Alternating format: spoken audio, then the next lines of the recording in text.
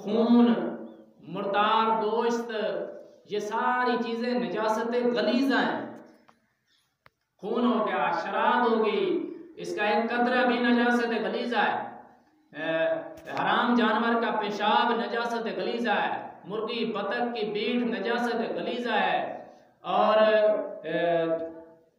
हराम जानवर का गोश्त नजासत गलीजा है, क्योंकि इनकी रुकावट, इनका मना होना दलील अहादीस या कुरान में मौजूद है, जिससे हमें रोका गया है वो नजासत गलीजा है। और जब इन चीज़ों में से कोई चीज़ जिस्म या कपड़े या जिस जगह आप नमाज पढ़ रहे हैं वहाँ लगी होगी, तो आपको कम अज़ कम उसकी फिर मिक़दार का अंदाज़ा करना होगा। अगर वो जिस्म वाली है, वज़न रखती हो वो चीज़ नजासत, तो फिर आप उसको 1 दिरहम की मिक़दार के साथ वज़न करें। अगर उसका वज़न दिरहम से कम है तो फिर आप उसके साथ नमाज अदा कर सकते हैं, नमाज आपकी हो जाएगी, सवाब में कमी होगी, नमाज हो जाएगी। अगर 1 दिरहम के बराबर है उसका वज़न, तो फिर आपको धोना वाजिब है। उस नजासत को, उस नापाकी को धोना आपके लिए वाजिब है। अगर दिरहम से ज्यादा है तो उसका धोना फर्ज है, यानी दिरहम या दिरहम की मिकदार के बराबर या दिरहम की मिकदार से ज्यादा है तो आपके लिए धोना जरूरी है, वरना नमाज नहीं होगी। अगर उसका जिस्म नहीं है, गैर मरीज, दिखाई नहीं दे रही चीज, तो फिर या दिखाई दे रही लेकिन उसका अपना जिस्म नहीं, जैसे तरह कोई दाग लग जाता है, कोई नजासत लग जाती है जिस्म पर या कपड़े पर, तो फिर आप उसको हथेली की पर आप पानी रखें, जितनी जगह पर पानी ठहर जाए, यानी 1 दिरहम की मिकदार वो भी होता है तकरीबन, इतनी जगह से कम नजासत लगी हुई है तो आप उससे नमाज पढ़ सकते हैं। और दिरहम की मिकदार के बराबर है या इससे ज्यादा है, बराबर है तो वाजिब है धोना और ज्यादा है तो फर्ज है धोना। ये है नजासत गलीजा। गलीजा जिसको मैंने आपको समझाया कि हराम जानवरों का पेशाब, मुर्दार का गोश्त, खून या उल्टी, जो जिस चीज से वुजू इंसान का टूट जाए, जिस्म से जो चीज निकले और वुजू टूट जाए वो जिस्म पर लगे, वो है नजासत गलीजा। और ये दिरहम के से कम मिकदार में नमाज हो जाएगी, माफ नहीं है, नमाज हो जाएगी, उसका धोना सुन्नत है। जिस्म दिरहम के मिकदार के बराबर वाजिब है और दिरहम की मिकदार से ज्यादा फर्ज है उसका धोना। अब ये होगी नजासत गलीजा। दूसरी किस्म है नजासत खफीफा, वो है हलाल जानवरों का पेशाब, जिन जानवरों का हम गोश्त खाते हैं उनका पेशाब, उनकी अच्छा किसी जानवर के पेशाब या नजासत गलीजा छींटों की मिकदार में लग जाए और इतनी बारीक, जैसे सुई का नुक्का होता है, इतनी बारीक छींटे हों, दिखाई ना दे रही हों, तो वो माफ है, क्योंकि मुसलमान का उसमें तकलीफ में पड़ना, और दीन इस्लाम में मुसलमानों से तकलीफ उठाई गई है। उलमाए किराम ने इस तकलीफ के फतवे को मद्देनजर रखते हुए फरमाया कि वो जो छींटे हैं वो माफ है, सुई की नोके के मिकदार के बराबर। इसके अलावा हलाल जानवरों का पेशाब जो है वो नजासत खफीफा। नजासत खफीफा कब माफ होगी? जिस जगह लगी हुई है उस जिस्म के उस हिस्से के करें आप 4 हिस्से, चौथा हिस्सा या इससे कम है तो आप उससे नमाज अदा कर सकते हैं, चौथा हिस्सा या उससे ज्यादा है तो आपके लिए धोना जरूरी है। ये 2 हो गए पाकी के मसाइल कि नजासत भी 2 किस्म की, गलीजा और खफीफा।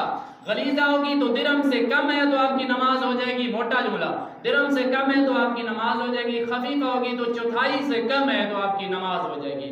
तो ये जो नजासतें आपने जिस जगह आप नमाज पढ़ रहे हैं वहां भी आपने एहतियात करनी, और जिन कपड़ों के साथ नमाज पढ़ रहे हैं उन कपड़ों में भी आपने एहतियात करनी है, और जिस जिस्म के साथ नमाज पढ़ रहे हैं अपने जिस्म में भी इन चीज़ों की एहतियात करनी। ये है नमाज के लिए पहली शर्त के पाक होना इन 3 चीज़ों का ज़रूरी है।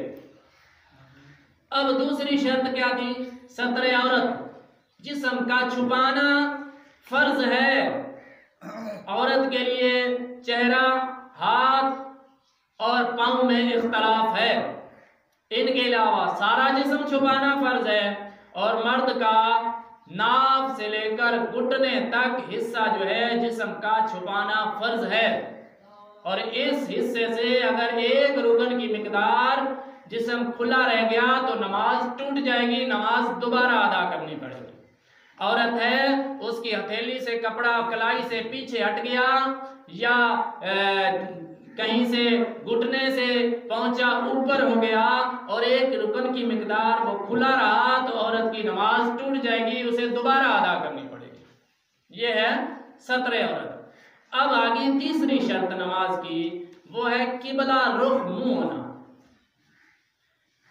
मक्की और मुशाहिद जो किबला को देख रहा उसके सामने किबला होना जरूरी है, और जो किबला को देख नहीं सकते दूर हैं उनका सिमते किबला, किबला की तरफ मुंह होना जरूरी है।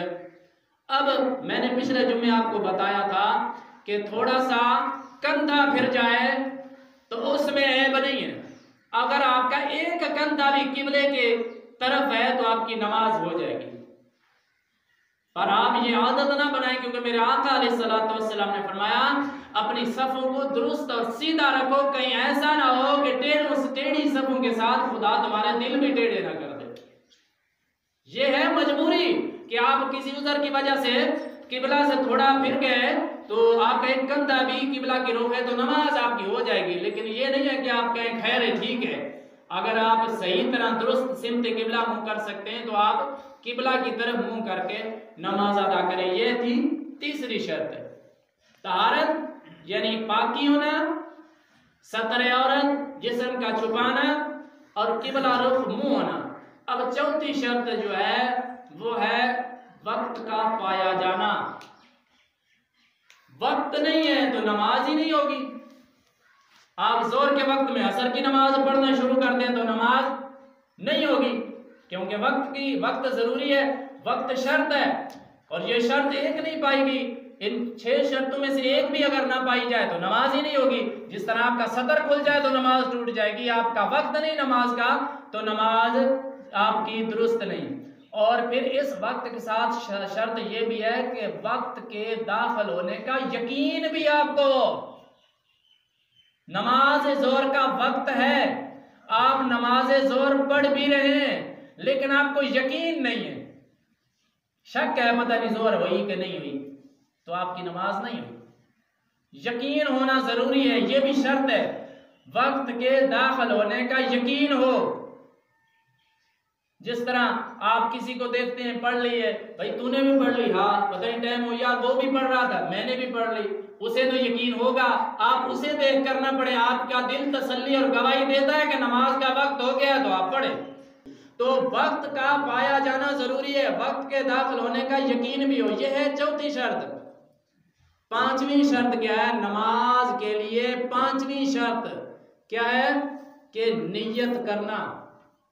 अगर आपने नियत नहीं की, ऐसे ही आपने शुरू कर दी, किसी के खौफ से आप नमाज में आ गए, किसी को देखकर आपने नमाज शुरू कर दी, या आपने नियत की नहीं वैसे किसी की नकल करने के लिए आपने शुरू कर दी, तो आपकी नमाज नहीं हुई। नियत जरूरी है नमाज के लिए। और फिर अगली शर्त क्या है? तकबीर तहरीमा। ये उलमाए किराम कभी इसको बाहर की शर्तों में गिनते हैं, कभी नमाज के अंदर फराइज में गिनते हैं। बहरहाल इसमें इख्तलाफ नहीं है, ये अपनी बाहर भी गिनी जा सकती, क्योंकि अभी तक बंदा नमाज से बाहर है। अल्लाह अकबर कहेगा तो नमाज में दाखिल होगा ना, पहले तो नमाज से बाहर है। तो अब ये जो मैं भी नमाज के अंदर इसको फर्ज आपको समझा रहा था, लेकिन इसके साथ एक मसला था जिसलिए मैंने रिलेटेड इसको बयान किया। मसला क्या है कि नियत और तकबीर तहरीमा, नियत भी शर्त है, तकबीर तहरीमा भी शर्त है, लेकिन नियत और तकबीर तहरीमा के दरमियान फासला नहीं होना चाहिए। नियत कर ली फिर गला लग गया, फिर अल्लाह अकबर कर ली, ऐसे नहीं।